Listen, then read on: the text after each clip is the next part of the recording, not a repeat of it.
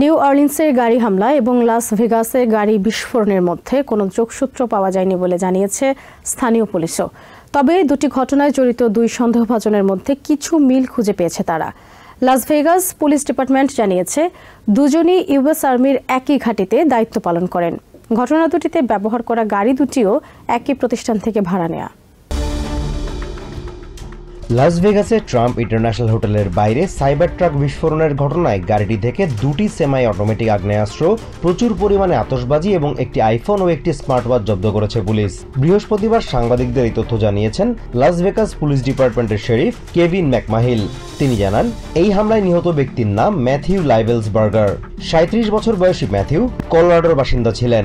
তবে তিনি এও জানান, গাড়ির ভেতর থেকে যে ব্যক্তির মরদেহ উদ্ধার করা হয়েছে সেটি ম্যাথিউয়েরই কিনা তা নিশ্চিত করে বলা যাচ্ছে না, কারণ আগুনে মরদেহটি অনেকটাই পুড়ে গেছে, যার ফলে ডিএনএ পরীক্ষার আগে তা নিশ্চিত করা যাবে না। I will not come back until I have the confirmation through DNA or medical records. উদ্ধার করা মরদেহটির মাথায় গুলির চিহ্ন পাওয়ার কথা জানিয়েছেন শেরিফ কেভিন। তাদের ধারণা, গাড়িতে বিস্ফোরণ ঘটার আগে ওই গুলিটি তার মাথায় লাগে। মরদেহটির পায়ের কাছ থেকে একটি আগ্নেয়াস্ত্র উদ্ধার করা হয়েছে। We found a Desert Eagle 50 caliber semi-automatic pistol. গাড়িটির ভেতর থেকে যে ব্যক্তির ক্রেডিট কার্ড উদ্ধার করা হয়েছে তিনি ইউএস আর্মির একজন সদস্য। শেরিফ কেভিন জানান, নিউ অর্লিন্সে হামলার সাথে এই ঘটনার অনেক মিল রয়েছে। এমনকি ঘটনা দুটিতে সংশ্লিষ্ট দুজন ব্যক্তি নর্থ ক্যারোলাইনার ফোর্ট ব্র্যাগ সামরিক ঘাঁটিতে দায়িত্ব পালন করেন। তবে তারা যে একই সময়ে একই ইউনিটে দায়িত্ব পালন করেছেন এমন কোনো তথ্য পাওয়া যায়নি। এদিকে এফবিআই লাস ভেগাস ডিভিশনের স্পেশাল এজেন্ট ইনচার্জ স্পেন্সার এভিন্স এই ঘটনা সংক্রান্ত কোনো তথ্য কারো কাছে থাকলে তা তদন্ত কর্মকর্তাদের জানানোর অনুরোধ করেন। That's the purpose of the investigation that we're conducting, is to get to the bottom of exactly what happened.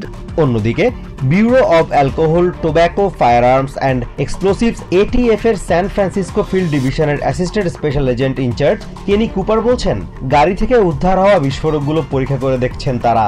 তবে এখনই এই বিষয়ে কোনো তথ্য প্রকাশ করতে অপারগতা প্রকাশ করেন তিনি জানান, গাড়ি থেকে উদ্ধার হওয়া সেমাই অটোমেটিক আগ্নেয়াস্ত্র দুটি 30 ডিসেম্বর নিয়ম মেনে কেনেন ম্যাথিউ। তদন্তে নতুন কোনো তথ্য উঠে এলে তা গণমাধ্যমকে জানানো হবে বলে আশ্বাস দেন এজেন্ট কুপার।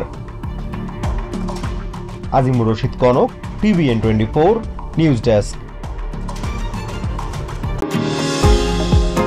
নিউ ইয়র্ক থেকে সম্প্রচারিত TVN 24 টেলিভিশন বিশ্বজুড়ে বাঙালির কণ্ঠস্বর।